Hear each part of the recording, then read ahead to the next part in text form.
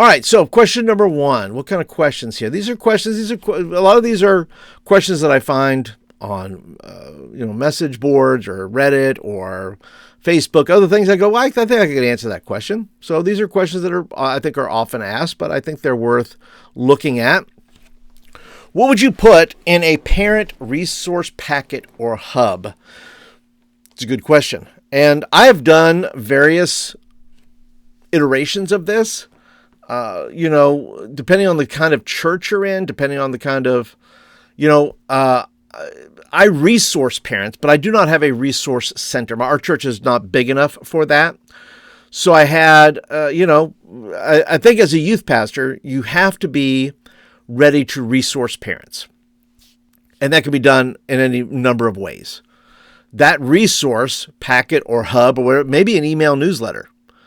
You can create an email newsletter and just say, hey, parents, get on this email newsletter and I will make sure that you have what you need to know about culture, about the youth program, about what's going on in the world, a devotion, something like that, right? That would be helpful to them. And so you have to decide what the size of your church, the amount of contact you have with parents. Do you have space for a physical hub, right? There's the idea of I just did one of my coaching clients, Giles, has a really good, I'm going to recommend, if you go back to, there's a video, if I can remember which video it is, where I just showed him doing a breakdown for parents. And I want to put that link in there, and it'll be down below, by the way, too. I'm going to put it in the chat, but it'll be down below, where he has a physical setup. He has a parent resource center, okay, that he has set up. And I think it's clueless parents. 9 things clueless parents need to know. That's what they need there. So let me go ahead and drop a video to that in the chat, because if you want to see what he has set up, I think he has a pretty good setup. And then, he talks about what's in there, and it's a video message to parents, by the way, which is also resourcing parents. You have to think of resourcing parents as multi-layered, right? It's not just, information, it's connection, right? So let me just go ahead and drop that in the chat there. If you're interested in seeing that video, let me encourage you to take a look at it. And it's called Nine Questions for Clueless Parents, where he actually puts it out there and says, hey, this is what we do for parents. I think it's a great setup. But the question then becomes, okay, what kind of resources would I put in there? The current situation I have very few parents who are engaged with our youth ministry. Once again, if you don't know, I serve as part-time youth pastor in a small rural church. I would say most, but half the kids' parents don't attend church. So I'm talking about like 7 to 8 kids at the most, and half of their parents don't show up. So there's not this cohesiveness that a lot of other churches have. We have very much a very, I wouldn't say disconnected as much as I would say it's spread out, where half the parents don't come, half do. But the ones that do come, I resource them, and I resource them based on their questions. There's a lot of, you could jam pack a lot of things into a resource that's unneeded. So, example, I had a parent come by and talk to me about K-pop Demon Hunter. Have you had that? Have you had a parent come by lately and say, hey, what about this K-pop Demon Hunter thing? And I've not seen the show, by the way. I've not seen it. I have no thoughts here or there. So a parent comes to me and then says, hey, my son is watching this. We don't allow that stuff in our house. And I get it. Parents, listen, it's ongoing. It's an ongoing thing. There's always going to be something, right, that we can find and go, well, that's terrible. We're not going to, and parents' rights. Hey, they have every right to say what they have, what their parents are allowed to watch, what their kids are allowed to watch and not watch. That's fine. That's parenting. That's discipleship. Every parent should do that. Okay. And I'm a parent of 3 kids that I've raised, And, my wife and I did our best that we could with our kids. And we put, like example, I didn't let them watch Pokemon, not because I thought the message was bad, but because I just didn't want to have to buy them toys. I didn't want them falling down the rabbit hole and then, oh no, now I have to buy a Pokemon everything and then get into Pokemon cards and everything else, which my son eventually, my youngest son, got into, not Pokemon cards. He got into something else, but it was neither here nor there. But all that to say, when we say parents ought to parent, this is what a good parent does. A parent, now she cared enough too, by the way, to come to me, the youth pastor, and say, Pastor Paul, what do you think about this? And my encouragement with them, and this is, by the way, you are the resource center. If you can think about setting something up outside or apart from, like, don't come to me, go to this little hub or center. Ultimately, youth pastors, you are the resource center because parents will come to you and say, what do you think about this? So what I did is I just, this mom didn't have any other resource to lean upon to get some information. And I asked her, because and part of my, my working with parents is to challenge them not to just say yes and no, right? Yes, you can watch this. No, you can't watch this. It's all about the law. And I told her that. I said, hey, listen, I understand. Listen, you can lay down the law perfectly. It's your right to do so. But can I encourage you to maybe ask some questions about maybe why they like it or what is it about it that attracts them, and get a little more insight into your kids by asking some deeper questions. And I think that's a part of discipleship. That's a part of what parents ought to do. Ask questions. Not necessarily, all these probing, deep, just sometimes just regular questions. But this parent came to me and I found a website. I want to say it was Brave parenting.net, which I'll talk about in a minute. And I just did a simple Google search, biblical foundations or biblical perspective on K-pop demon hunters. Had a great article. It explained what K-pop was, K-pop demon hunter was. It explained the pros, if being pros, right, of what was good about it, and then also the negatives. Where did it fail in upholding biblical principles? And so I found that article and I just said, hey, and I messaged them and said, hey, I found an article on this. I hope you find this helpful. And then I waited a week and I went back to them and said, hey, what'd you think? Was that a good article? She says, yes, it was super helpful. And I didn't get into it much more than that, right? Because, I'm going to let parents parent their kid.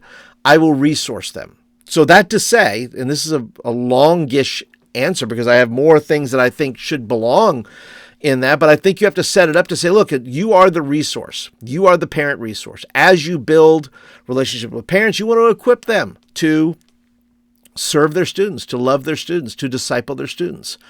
And if they can do it, if they're busy doing that, then they're sending a whole different kind of kid to your youth group if they're doing it at home versus us thinking, well, it's our job to do it. I don't think it's our job to disciple their kids apart from them. We are the vitamin C. We come alongside them. We help. We do those things.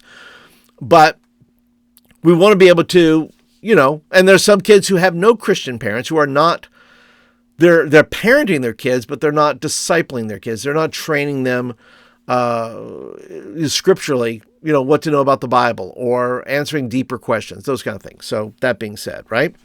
So here's some things that I would put if you're going to do, be it digital. I think there should be two parts. There's a digital part and then there's a physical part to your resourcing parents. And I think the first is, right, you have to have some digital downloads. Do you have, and this helps you, youth pastor, by the way, because amidst all of the resourcing you're going to do, things like, well, what is the youth group calendar like?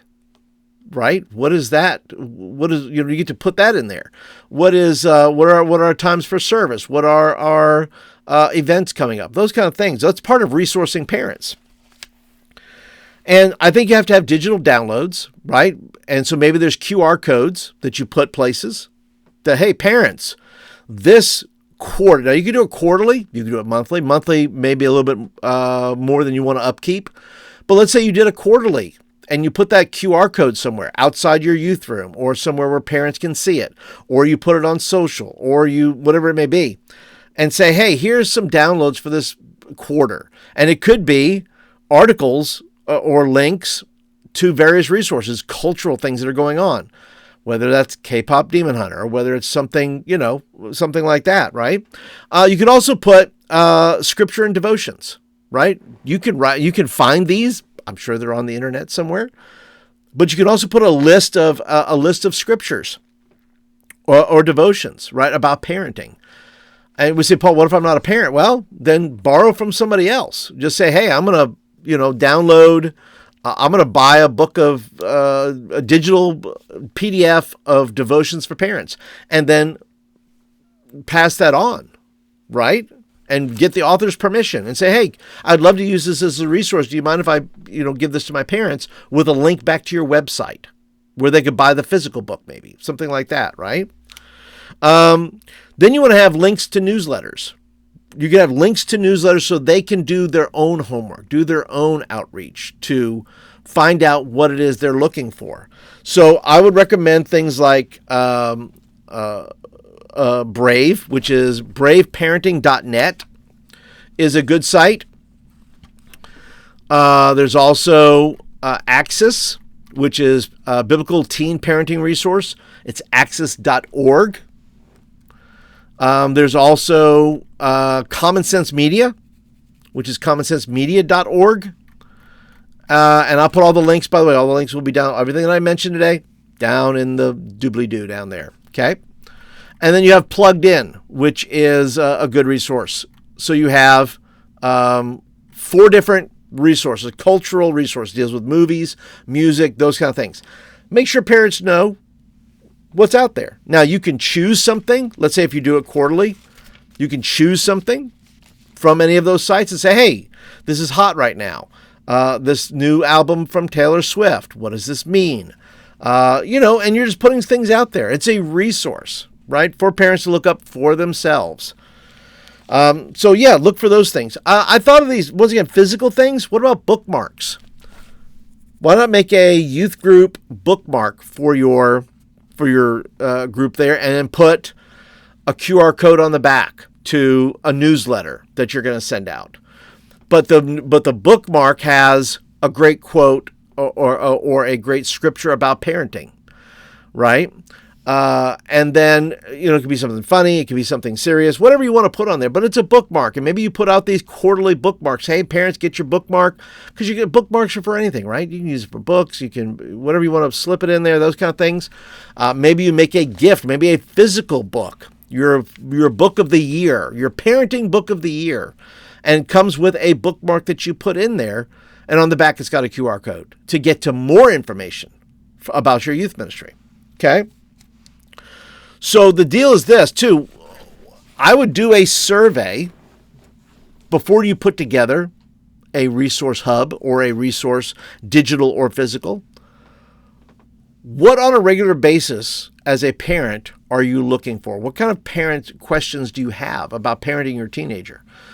Or what do you struggle with the most? Some parents will struggle with, I don't know how to get along with my teen, or I don't know what's going on culturally with my teen. I don't know how to stop them from, finding bad things on the internet, through their phone. I don't know these things. So want to create, right, a FAQ, right? Frequently asked questions.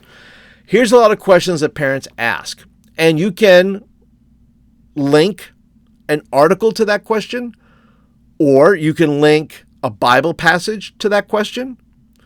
You can link a devotion to that question, right? So every question maybe has 3, it's tiered, right? So let's say you got 20 questions parents most ask, or let's say your youth ministry, you put your youth ministry name in there. 20 questions cross-training youth group parents ask. And that could be anything from, how do I find out about information about the youth group? How do I contact the youth pastor? How do I get a calendar of youth events? Whatever that may be, right? So you can put that in there. That's an FAQ, right? You have your things for your youth ministry. Maybe there's 5 or 6 of those questions that are part of the FAQ. And then you have maybe 10 or 15 questions that you get directly from parents. That says, oh, here's what I'm struggling with my kid. And then maybe you answer those questions with a devotion or a scripture or an article to something that's, relevant in that case. So when you're putting together a parent resource center, make sure you put in things that parents are going to like shorten the thing, not to where it's going to be like they have to do a ton of research again. But here's the question, and here's 3 parts to the answer. There's a digital part, there's an article, a scripture, and something else. That's helpful. And you can update these on a regular basis, on a quarterly basis, let's say. And it's something you give the parents. Something else I would recommend to put in there is coupons. Put coupons in your resource. Why? Because it connects you further with parents. That's the goal, right? You want to connect with parents and help them if you can. If they have questions and they want to come to you and they want to chat with something, well, give them some coupons, like example, and something that will help their family. Why not give them a coupon for a free cup of coffee? Like say, hey, look, love to buy you a cup of coffee, wherever it is, right? So maybe the dad, if you're a guy and you say, hey, I'm going to invite the dad to coffee. Great, you're going to buy coffee. Or maybe it's family dinner. And you say, hey, you cash in this coupon, the youth ministry is going to buy your family dinner that night. We're going to pick up pizzas for you, and we're going to drop them off at your house. And maybe they will be kind enough to invite you to eat with them, which would be great. That's the thing, right? You want to be able to do that. You have time to hang out and eat with this family. So those are just a few things to think about when putting together a parent resource. It's both physical, it's digital. I remember my friend Ben Birdsong had a great parent resource, and somewhere I think that is in a video, that is in a playlist called, what is it called? The playlist is called More Than a Youth Room, or it could be in Youth Room Design. So if you check my YouTube channel here, there's one where I go around, and I've gone around to youth pastors' places and spaces and videoed, and to show you different kinds of youth rooms that you could look at. And he had a great parent resource center, which was all books. It was on a rolling, like what you might see in a library, kind of a rolling book cart. That could be something you have, right? So those choices you can have. There's things you can have that are going to represent those things if you have space in your church, and maybe you don't. And if you don't have space in your church to do those things, hopefully you have maybe a youth room. Maybe parents can come into the youth room and get resources. But either way, go through that process. And eventually I think I'm going to probably put a guide, like the Youth Pastor's Guide to Parent Resourcing. I'm eventually going to create that. So be watching for that.